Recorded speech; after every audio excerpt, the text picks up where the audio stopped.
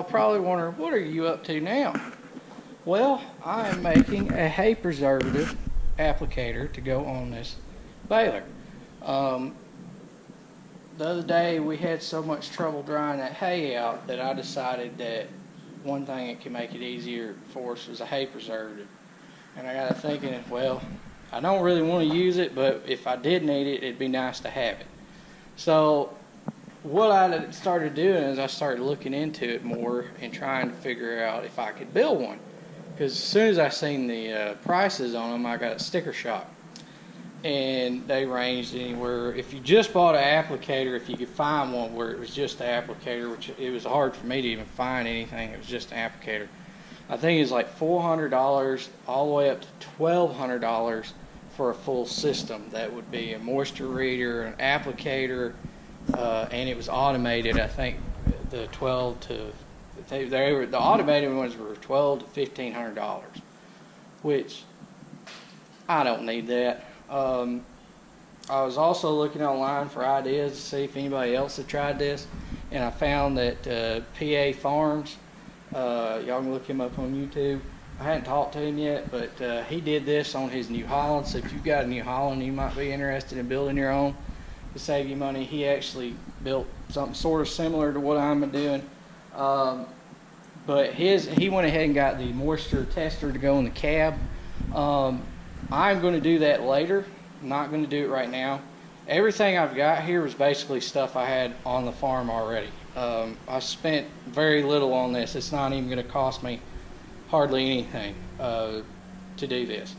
But for right now, we have the probe that we test the hay in the bucket, so I kind of already know what the hay's around as a whole. My goal is to be able to bale this stuff at close to 16% and maybe put some preservative on it just for a sail face or just for reassurance that it won't mold, because if it's at 17 or in that area, it'd be nice to know that it won't mold, because then I can get it up a little greener. As cool as it's fixing to get, I'm afraid, and the way our weather's been, I think that this is probably going to be the only thing that's going to save my hay season right now. So I'm going to attempt to do this. I don't know if it's going to work. I did look into the systems very hard. The systems that go on these balers, you got two systems. You got a manual system. DLH put a manual system, I noticed on his the other day. I was looking at his. Or you have a automated system. The automated system will have sensors on the baler. The monitor will read once the hay gets to a certain percentage where you want it to start squirting, it will kick itself on and off as it gets so wet of hay through it. And that way it cuts down on the usage. The other style is you put a moisture meter on the baler, which they're about $250 to $300, I think, was what they look like. They were, if I remember correctly, that's what they were priced at, which I'm going to get one of those later this winter to go on it, but not right now. And you can watch the moisture in the cab, and once it gets to a point to where you feel like you need the stuff, you can flip a switch right there in the cab and turn it on and turn it off manually, rather than paying all that money for that automated system. If you're doing a lot of hay with it, probably could use the automated system, but if you're not, you can get by without it. And that's where this comes in. And I got to thinking, I said, all it is a spray bar and a tank. And I went to really looking hard at the Massey ones that they had, the AGCO stuff. They basically have one of these pumps, like it's on the little sprayers, tanks like that. I had one on my UTV. I'm taking it apart to make this, and I'm going to buy another pump to go on it later. But for right now, I'm going to use this one, or I may put the new one on here. I haven't made up my mind yet. But for right now, I'm trying to do it as cheap as I can. And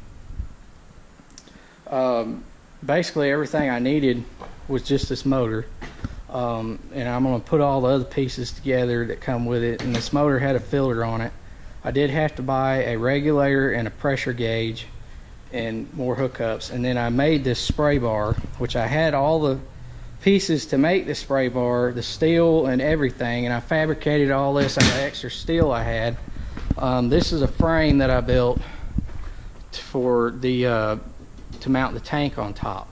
I'm going to set the tank up here, and I'm going to run straps around the outside of it and strap it on.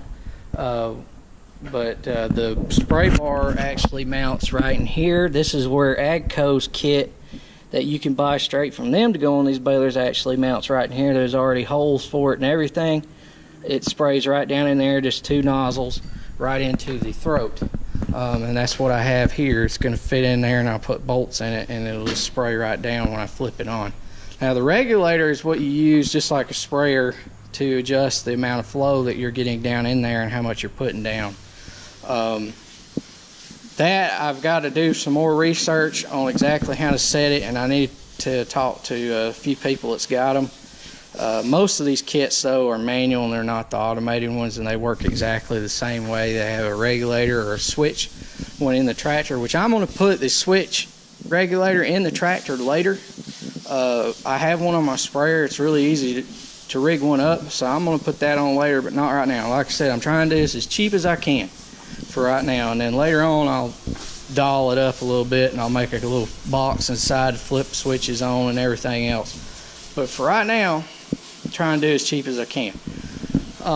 So that's all made up. I painted it Massey Ferguson gray. The same with this, so blend in with the baler. So we're going to go ahead and mount everything up.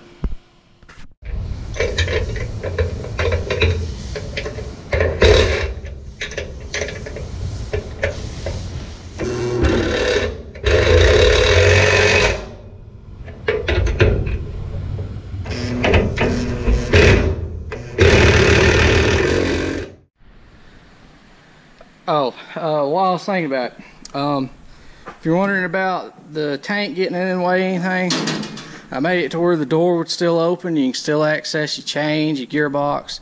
It doesn't have anything to do with that. You can get in there and grease it good. The reason why I put it on this side, hold on, let's walk around here, is because there's that port right there for you to grease your plunger arm. Right in there you got to get to, so that's why I didn't mount it on this side. And then if I did it over top, I couldn't take this cover off of these. You just pull a bolt out of the back of this cover and it'll slide out, so it should come off without having to take any of this off if I need it to.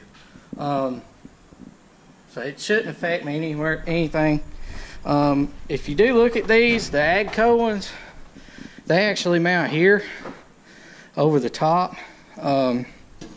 From right about in here somehow, and then they get way up in the air right up in here. I didn't want that. I figured I didn't really care for that because then it'd block the view of the accumulator and we couldn't see it as well. So I just kind of wanted it up there off to the side a little bit. Alright, so this is how I got my spray bar in here. It's pointed straight down towards them. I put the angle iron on this side to where it'd be turned to where it would shield the nozzles, so they're kind of tucked up behind the angle iron, so that way if anything was to pop up or anything, it can't damage the nozzles on it. Just as kind of extra protection, but it's the way I turned it. But just gotta tighten these bolts up.